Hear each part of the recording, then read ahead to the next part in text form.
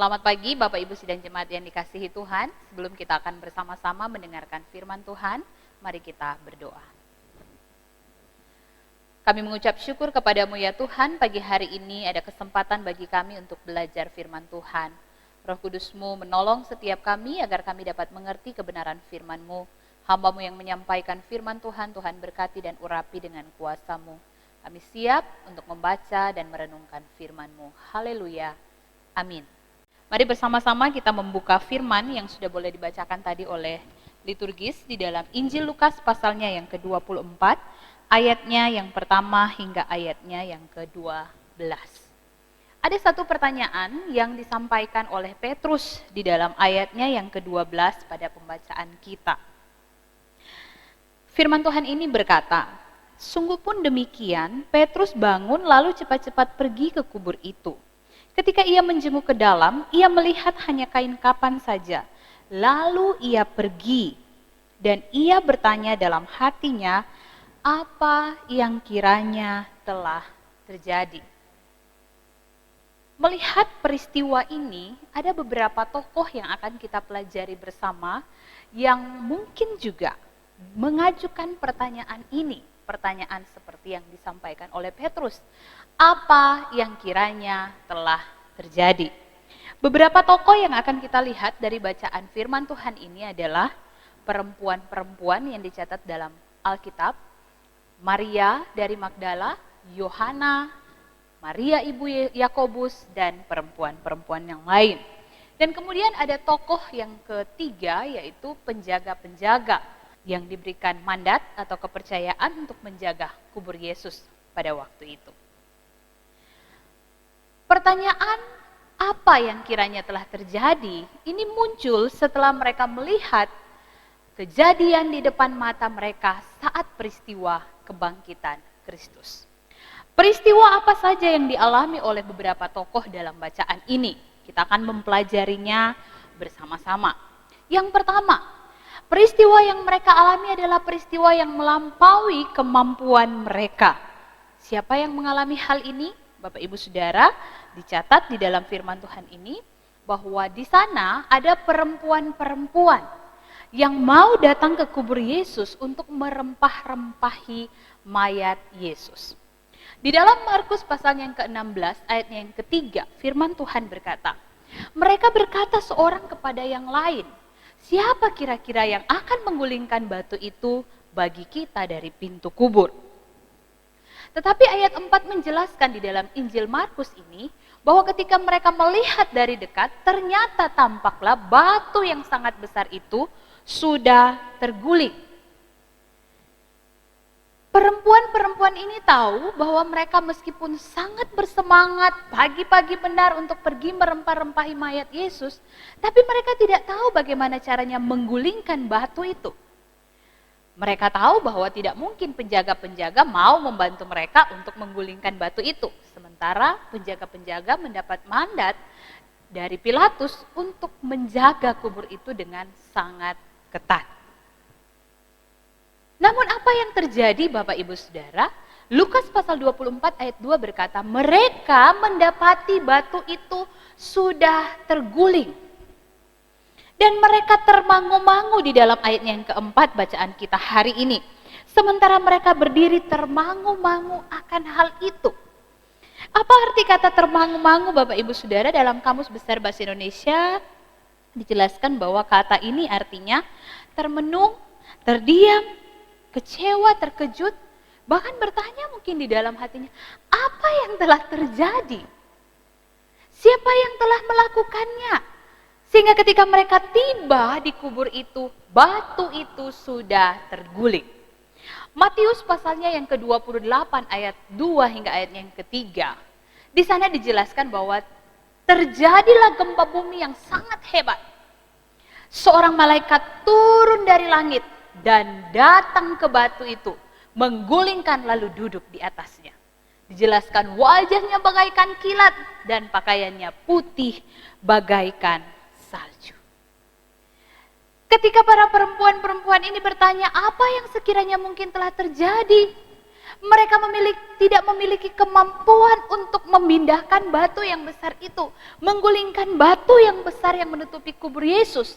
Tetapi Allah menunjukkan kuasanya melampaui kemampuan mereka.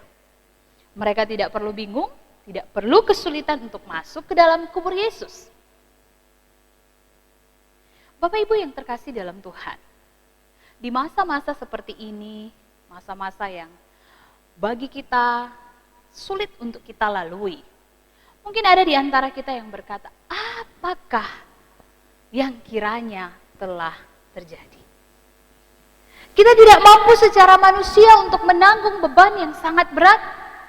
Kemampuan kita tidak cukup untuk menyelesaikan masalah-masalah kita.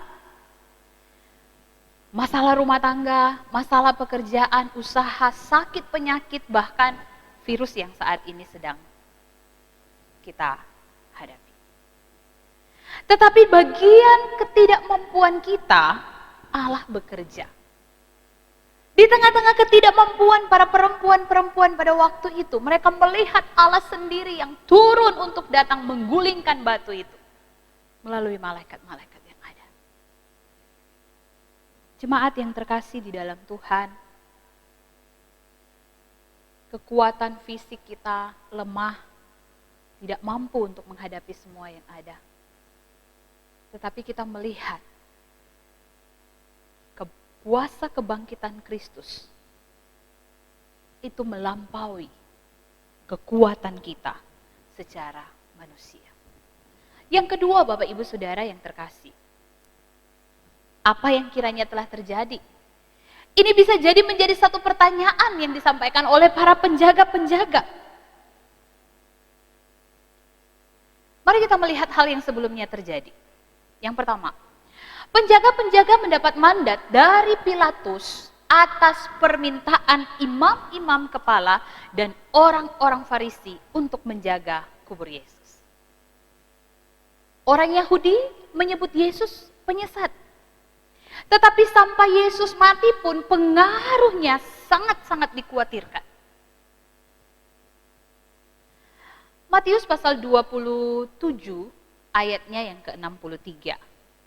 Di sini dijelaskan bahwa imam-imam kepala, orang-orang Farisi itu datang bertemu dengan Pilatus dan kemudian berkata kepada Pilatus, "Tuan, kami ingat bahwa si penyesat itu sewaktu hidupnya berkata, sesudah 3 hari aku akan bangkit.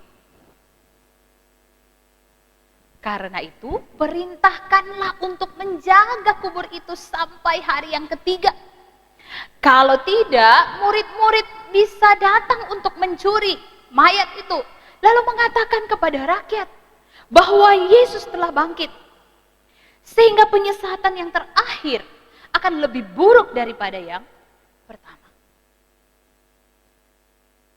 Imam-imam kepala dan orang-orang Farisi takut jika Yesus benar-benar bangkit.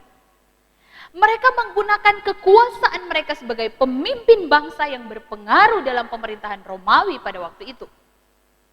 Dan meminta Pilatus sebagai penguasa tertinggi Romawi untuk menjaga kubur Yesus. Bahkan dikatakan dalam firman Tuhan, kubur Yesus itu dimeterai. Penjaga-penjaga juga diberikan kekuasaan untuk menjaga kubur Yesus dengan begitu ketat. Semua wewenang kekuasaan telah dikerahkan untuk menjaga kubur Yesus. Namun, apa yang kiranya telah terjadi? Allah menunjukkan kuasanya melampaui kekuasaan mereka. Terjadilah gempa bumi, dan pada waktu itu penjaga-penjaga terkejut dan gentar. Takut, menjadi seperti orang mati. Itu kata Alkitab. Orang yang diberikan kuasa ketakutan melihat apa yang terjadi di depan mata mereka. Hari-hari ini ketika kita mengalami persoalan dan pergumulan dalam hidup kita, kita bertanya apa yang telah terjadi. Yang harus kita ingat bahwa orang yang punya kekuasaan tertinggi sekalipun tidak dapat mengubah apa yang direncanakan oleh Allah. Yusuf pernah berkata kepada saudara-saudaranya yang merasa punya kekuasaan untuk menghambat rencana Allah bagi dirinya dengan menjadikan dia seorang penguasa di Mesir. Kejadian pasal 50 ayat 20 berkata, memang kamu telah merencanakan yang jahat, mereka-rekakan yang jahat terhadap aku, tetapi Allah telah mereka-rekakan untuk kebaikan. Manusia bisa saja memiliki berbagai macam asumsi atas apa yang terjadi secara umum atau yang terjadi pada dirinya sendiri. Berpikir bahwa ada orang yang memiliki kekuasaan lebih tinggi dan bisa menghambat segala rencana-rencana Allah. Tetapi yang perlu kita ingat bahwa Allah melakukan jauh melampaui kekuasaan manusia. Saat ini manusia diberikan kekuasaan untuk menguasai teknologi yang semakin berkembang. Apa saja bisa dilakukan. Namun Allah tetap terus membuktikan setiap saat bahwa kuasanya lebih besar daripada kuasa manusia. Dengan kuasanya, Ia juga sanggup melepaskan kita dari masa-masa sulit pandemi ini. Semua ada dalam kekuasaan Tuhan. Mari kita menjalani dan melihat bagaimana Allah bekerja sesuai dengan apa yang dirancangkannya dalam kehidupan kita. Yang ketiga, apa yang kiranya telah terjadi, Bapak Ibu Saudara? Ini pertanyaan yang disampaikan oleh Petrus. Ia bertanya di dalam hatinya, apa yang kiranya telah terjadi?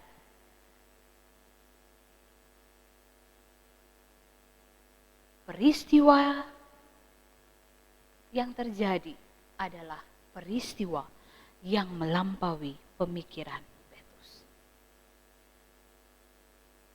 Jika perempuan-perempuan mengalami peristiwa yang melampaui kekuatan mereka,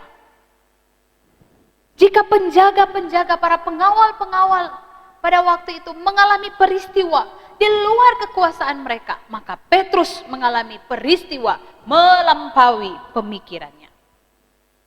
Apa yang ada dalam pikiran Petrus, Bapak Ibu Saudara? Beberapa hal yang terjadi sebelumnya. Setelah penangkapan Yesus, Petrus menyembunyikan diri. Waktu Yesus disiksa di depan tentara-tentara Romawi, Petrus hanya melihat dari jauh dan menyangkalnya saat ia ditanya oleh perempuan-perempuan yang berada di dekat tempat itu. Setelah Yesus bangkit, Petrus cepat-cepat pergi ke kubur itu. Apa yang ada di dalam pikiran Petrus?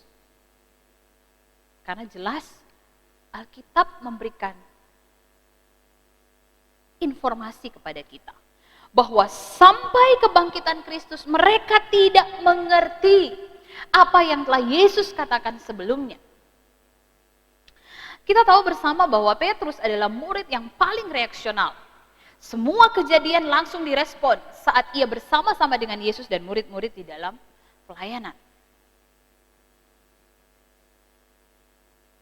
Waktu Yesus berkata bahwa engkau akan menyangkal aku 3 kali, Petrus mengelak dan berkata, itu tidak mungkin akan terjadi. Yang lain mungkin bisa, tetapi saya tidak.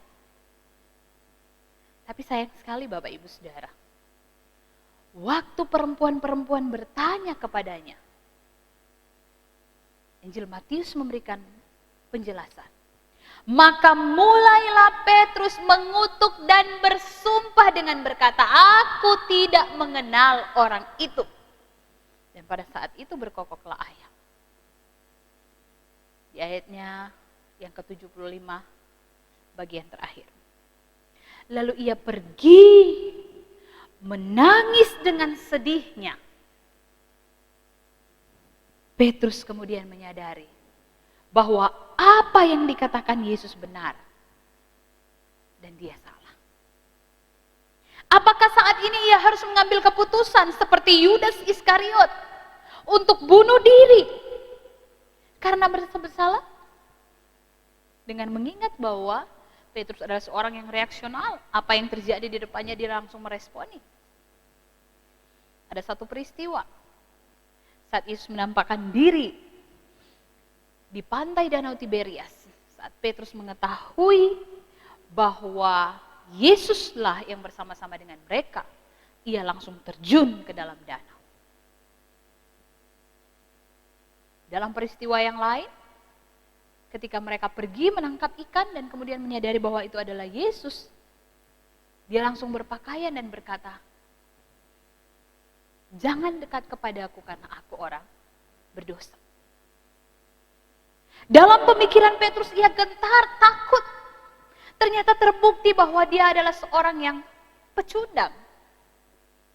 Bahwa benar bahwa dia adalah seorang yang menyangkal Kristus. Namun Bapak Ibu Saudara, kasih Allah besar bagi Petrus. Allah memulihkan Petrus dengan memberikan tugas kepadanya sebagai seorang gembala setelah kasihnya kepada Allah dipulihkan. Ia tidak lagi diliputi ketakutan, tetapi diliputi dengan kasih Allah yang besar. Kasih melenyapkan ketakutan. Petrus dipulihkan dan dipakai menjadi pemberita Injil yang luar biasa.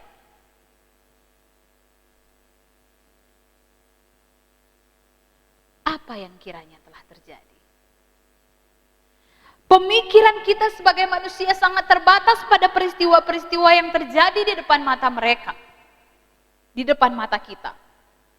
Tetapi Allah mengerjakan jauh lebih banyak dari apa yang kita pikirkan, Bapak Ibu Saudara.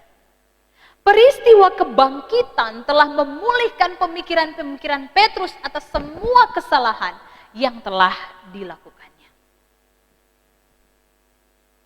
Saat kita menyadari kesalahan-kesalahan kita, ingatlah bahwa di kayu salib Allah telah mengampuni dosa kita lewat kematian Kristus. Allah akan memakai kita untuk menjadi pemberita kabar baik. Apa yang membatasi pemikiran kita hari-hari ini? Ketakutan, kekhawatiran, kecemasan, dosa. Serahkan semuanya kepada Allah. Biarkan Ia memakai setiap kita menjadi berkat, bukan menjadi batu sandungan. Khususnya Bapak Ibu Saudara di tengah-tengah pandemi yang saat ini kita alami. Ada banyak orang yang memberikan respon, memberikan reaksi. Tapi mari kita belajar untuk menjadi orang Kristen yang tetap menjadi berkat di masa-masa sulit seperti ini. Mengeluarkan statement, menunjukkan sikap hidup yang menjadi berkat bagi banyak orang. Allah akan memulihkan kita. Di masa-masa di mana kita membangun persekutuan dalam keluarga kita masing-masing, mari kita terus dekat dengan Tuhan. Biarkan Allah memulihkan kehidupan kita, memperbaharui pemikiran-pemikiran kita.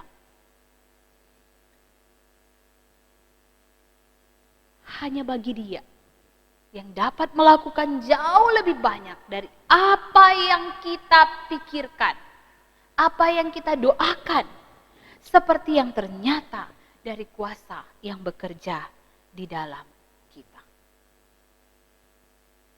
Serahkan semuanya kepada Tuhan. Tuhan memulihkan dan menolong setiap kita. Bapak Ibu yang terkasih dalam Tuhan, kita merenungkan pagi hari ini. Apa yang kiranya telah terjadi pada kebangkitan Kristus. Yang pertama, Allah mengajarkan kepada kita hal yang melampaui kemampuan kita. Allah mengerjakan hal yang melampaui kemampuan kita. Allah mengerjakan hal yang melampaui kekuasaan kita. Dan yang ketiga, Allah mengerjakan hal yang melampaui pemikiran-pemikiran kita.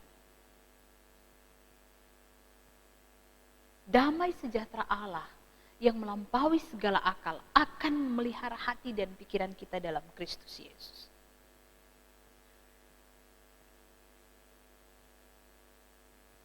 Bapak Ibu yang terkasih dalam Tuhan, sebagaimana nats pembimbing yang kita sudah baca tadi, Efesus pasal 6 ayat 10 berkata, akhirnya hendaklah kamu kuat di dalam Tuhan, di dalam kekuatan kuasa-Nya.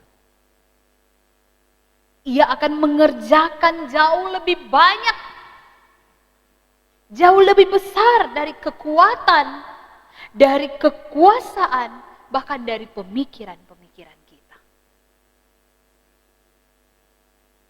Mari kita hidup terus untuk menjadi berkat. Di masa-masa sulit yang kita hadapi hari-hari ini, berserah penuh kepada Tuhan.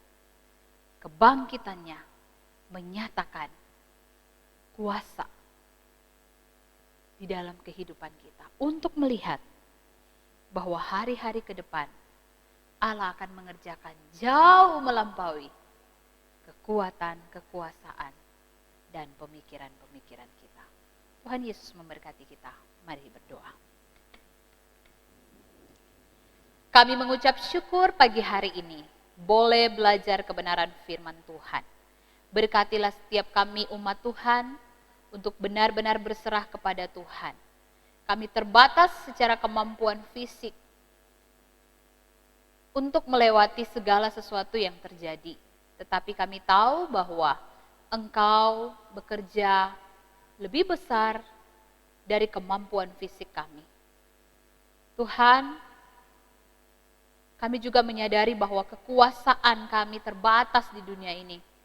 Kami hanyalah ciptaan dan Engkau Allah yang berkuasa atas hidup kami akan melakukan jauh lebih banyak dari apa yang dapat kami kerjakan. Kami pun menyadari bahwa pemikiran-pemikiran kami sangat-sangat terbatas. Seringkali kami hanya berpikir tentang apa yang terjadi di dunia ini saja. Kecemasan, kekhawatiran, bahkan dosa-dosa yang ada dalam kehidupan kami. Tetapi Engkau telah melakukan jauh lebih besar melampaui apa yang kami pikirkan. Terima kasih Tuhan, pulihkan kehidupan kami dan berkati kami semua, jemaat-jemaat umat-Mu. Biarkan hidup kami dari hari ke hari semakin diperbaharui di dalam Engkau ya Tuhan. Dan biarkan kami melihat kuasa kebangkitan Kristus yang melampaui segala akal pikiran akan tetap terus bekerja dalam kehidupan kami. Ini doa dan syukur kami. Haleluya. Amin.